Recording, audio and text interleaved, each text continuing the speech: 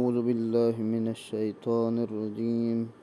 بسم الله الرحمن الرحيم. فأراد أن يستفزهم من الأرض فأغرقناه ومن معه جميعا وقلنا من بعده لبني إسرائيل اسكنوا الأرض فإذا جاء وعد الآخرة جئنا بكم لفيفا وبالحق أنزلناه وبالحق نزله وما أرسلناك إلا مبشرا ونذيرا وقرآنا فرقناه لتقرأه على الناس على مكث ونزلناه تنزيلا قل آمنوا به أو لا تؤمنوا إن الذين أوتوا العلم من قبله وإذا يتلى عليهم يخرون للأذقان سجدا ويقولون سبحان ربنا إن كان وعد ربنا لمفعولا ويخرون للأذقان يبكون ويزيدهم خشوعا قل ادعوا الله أو ادعوا الرحمن أياما تدعوا فله الأسماء الحسنى ولا تجهر بصلاتك ولا تخافت بها وابتغ بين ذلك سبيلا وقل الحمد لله الذي لم يتخذ ولدا ولم يكن له شريك في الملك ولم يكن له ولي من الذل وكبره تكبيرا. بسم الله الرحمن الرحيم.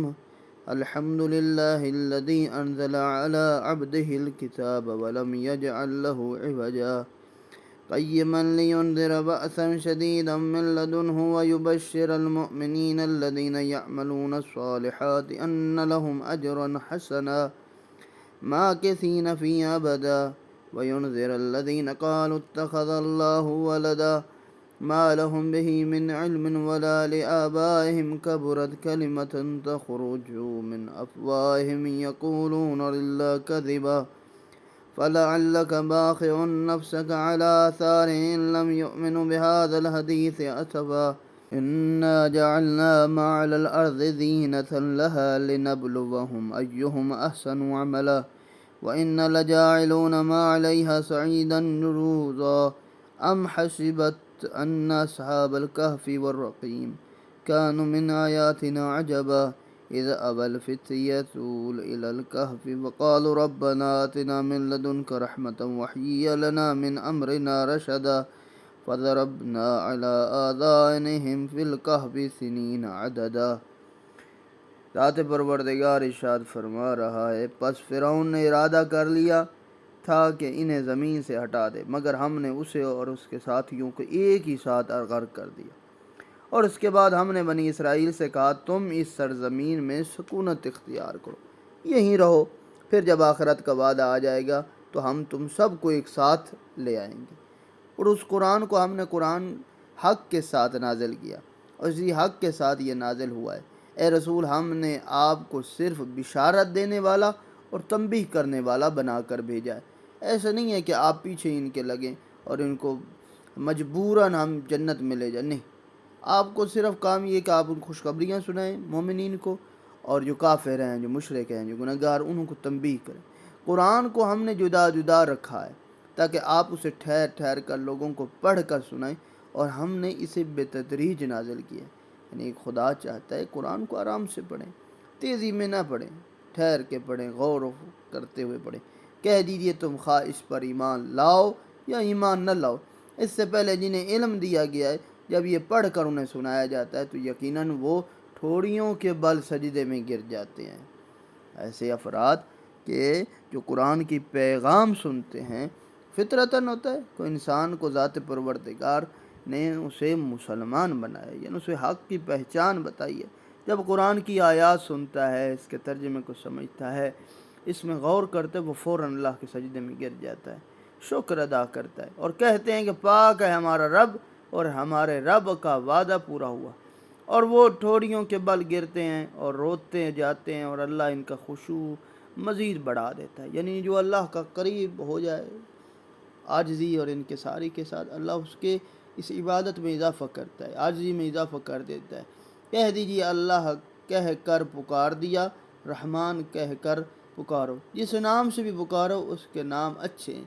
آپ اپنی نماز نہ بلند آواز سے پڑھیں نہ بہت آہستہ، بلکہ درمیانی راستہ اختیار کریں، اور کہہ دیجئے کہ ثناء کامل ہے اس اللہ کے لیے جس نے نہ کسی کو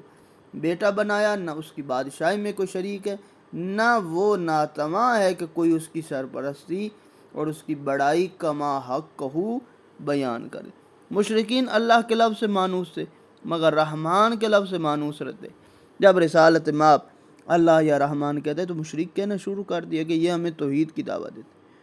خود وہ خداؤں کو پکارتا ہے۔ اس آیت میں فرمایا دونوں لفظوں کا مقصد اور مراد ایک ہی ذات ہے۔ دوسرے جملے میں فرمایا نماز بلند آواز سے زیادہ بھی نہ پڑھو نہ بھی آہستہ، بلکہ اعتدال میں پڑھو۔ امام صادق علیہ السلام فرماتے ہیں کہ یہاں جہر بہت زیادہ بلند آواز کو کہتے ہیں، اخفات یہ ہے کہ خود بھی نہ سن سکو۔ ان دونوں کے درمیان اعتدال، یعنی جہری نمازوں کو زیادہ بلند آواز سے بھی نہیں پڑھنا چاہیے اور اخفاتی نمازوں کو اتنی آہستہ بھی نہ پڑھو کہ تم خود بھی نہ سنو اور صرف لبوں کی جنبش رہ جائے، یہ بھی نہیں، بلکہ اتنی آواز ہو کہ کانوں تک سنائی دے۔ اور امام جعفر صادق علیہ السلام نے فرمایا اللہ اکبر من کل شیء کہنا اور مفہوم لینا کہ اللہ ہر شے سے بڑا ہے، یہ غلط تصور ہے، کیونکہ اس میں اللہ کا دیگر موجودات سے موازنہ